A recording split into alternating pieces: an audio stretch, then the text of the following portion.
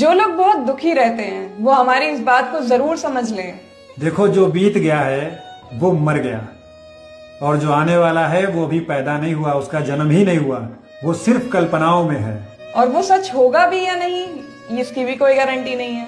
इंसान सिर्फ दो बातों को लेकर दुखी होता है, एक तो जो बीत गई और एक जो आने वाली है। दोनों में सोचना ही होता है। इंसान सोच सोच कर दुखी होता है। दुखी करने वाला कौन है? ये है मन। इसीलिए हमें आज में जीना चाहिए, बिना टेंशन के, बिना स्ट्रेस के, ना आगे की ना पीछे की कोई टेंशन नहीं। ऐसे जीना चाहिए जैसे हम आज ही पैदा हुए हैं और इस पृथ्वी पर सिर्फ हम ही हैं, चार लोग नहीं हैं। और हमें सिर्फ अपने आप को खुश करने के लिए, अपने आप को बेहतर करने के लिए जीवन को जीना है। ना आगे का सोचना है, ना पीछे का सोचना है। जो मर गया उसका क्या सोचना, और जो पैदा ही नहीं हुआ उसका क्या सोचना। इसलिए आज में जिए और अपनी लाइफ को बेहतर से बेहतर बनाएं।